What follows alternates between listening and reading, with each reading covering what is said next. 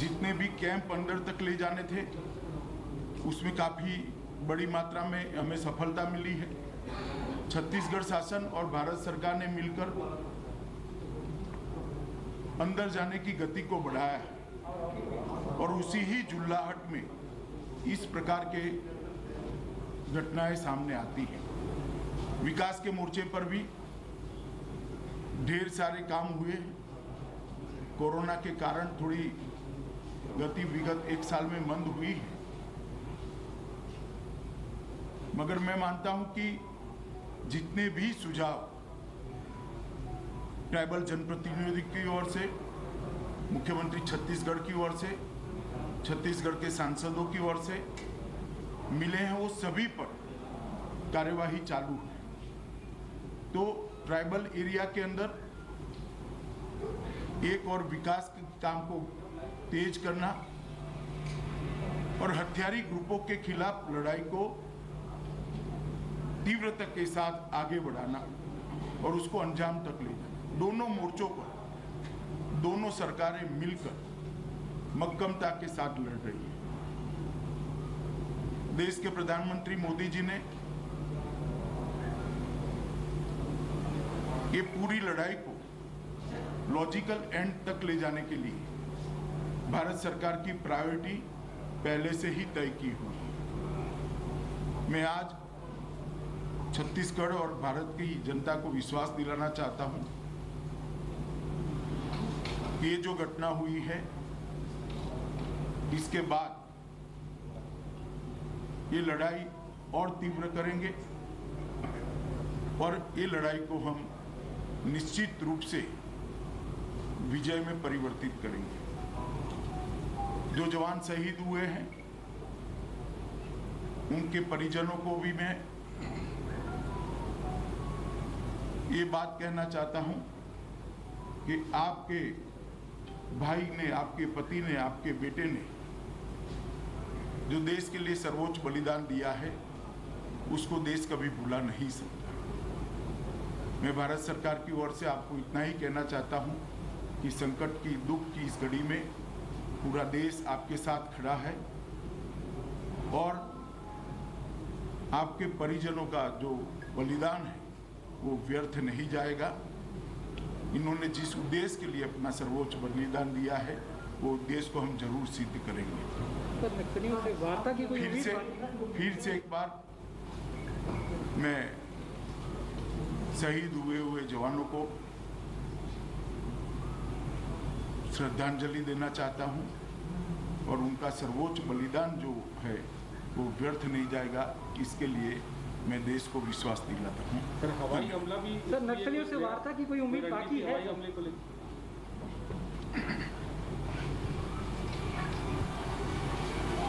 अभी जैसे गृह मंत्री जी ने आप सबसे चर्चा की और मैं भी जो शहीद हुए जवानों को नमन करता हूं, उनके सर्वोच्च बलिदान को प्रणाम करता हूं, साथ ही उसके परिजनों के प्रति संवेदना व्यक्त करता हूं। परसों की जो घटना है वो निश्चित रूप से पूरे प्रदेश को, देश को झकझोरा है, लेकिन ये भी मैं कहना चाहूँगा कि हमारे जवानों ने बहुत ही साहस का परिचय देते हुए नक्सलियों का मुंहतोड़ जवाब दिया है। ज़बरदस्त ये मुठभेड़ मैं नहीं कहूँगा बल्कि एक युद्ध की स्थिति थी, जिसमें 4 घंटा तक के लगातार हमारे जवान लड़ते रहे, जिसमें डीआरजी के, एसटीएफ के, कोबरा के और सीआरपीएफ के जवान शहीद हुए, घायल भी हुए हैं। और पहली बार ऐसा हुआ है कि नक्सलियों की जो नक्सली मारे गए उसके लाश भी लाए और उसका हथियार भी लाए। ये भी आपने देखा कि मीनपा की घटना भी हम आगे बढ़ के उनके साथ लड़ाई लड़े और उनको भी क्षति पहुंचाए। लगभग 26 नक्सली उस समय मारे गए थे। इस समय भी बड़ी संख्या में नक्सलियों के मारे जाने की सूचना है। 4 ट्रैक्टर में वो लाशें और घायलों को ले गए हैं, ये भी जानकारी है। कुछ दिनों में वो संख्या भी सामने आ जाएगा, 2-4 दिन में। तो नक्सलियों को भारी क्षति इसमें हुई है। और ये वो एरिया है जिसमें जो उनका गढ़ कहा जाता है, उनका केंद्र कहा जाता है, और वहाँ हमारे लगातार कैंप खुल रहे हैं। मीनपा में पिछले समय घटना घटी, पिछले साल घटना घटी थी, आज हमारे कैंप खुल गए, दर्रे में हमारे कैंप खुल गए। तो इस प्रकार लगातार बढ़ते जा रहे हैं और इनकी बखलाहट है जिसके कारण से ये घटना घटी है। और बहुत जल्दी वहाँ और कैंप खुलेंगे जिससे जो माड़ के एरिया है उससे वो कट ऑफ हो जाएंगे। बीजापुर के इलाका जो नेशनल पार्क है उससे कट ऑफ होगा, तो वो बहुत सीमित दायरे में अब सिमट गए हैं। और भारत सरकार की तरफ से भी और राज्य सरकार की तरफ से भी जो विकास के कार्य हैं उस पर गति लाने का आवश्यकता है, खासकर सड़कें हैं और जो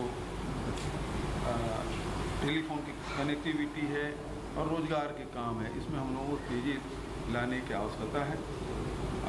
और इस दिशा में अभी बातचीत भी हुई है और सार्थक बातचीत हुई है, और केंद्र के बल और राज्य के बल के जो दोनों अधिकारी हैं उनके बीच में यहाँ पर समन्वय भी है और संयुक्त रूप से ऑपरेशन भी हुआ है और आगे भी इस प्रकार से होगा।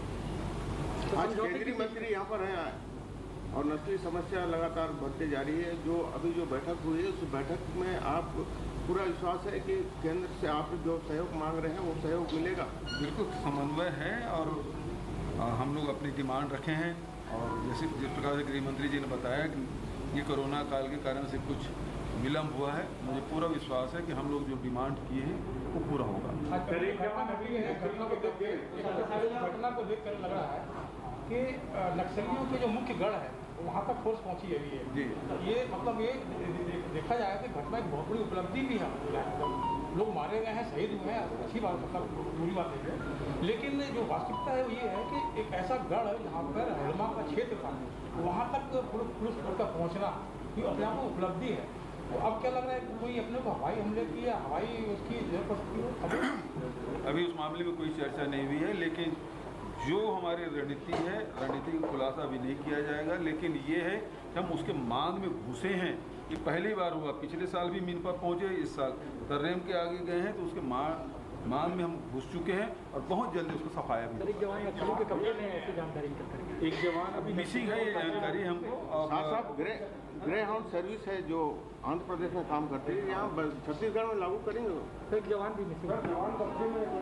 देखिए, कई सारी चीज़ों के निर्णय हुए हैं। मैं नहीं मानता निर्णय सार्वजनिक रूप से चर्चा करनी चाहिए, मगर बहुत डिटेल चर्चा हुई है।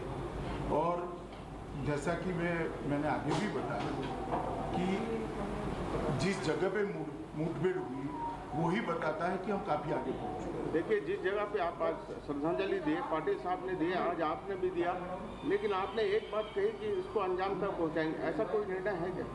नहीं, मैंने कहा ना कब बहुत सारी चीज़ें चर्चा हुई है मीटिंग में, मगर इसको सार्वजनिक नहीं किया। जवान नक्सलियों के वो बोल रहे हैं जवान कब्जे में है।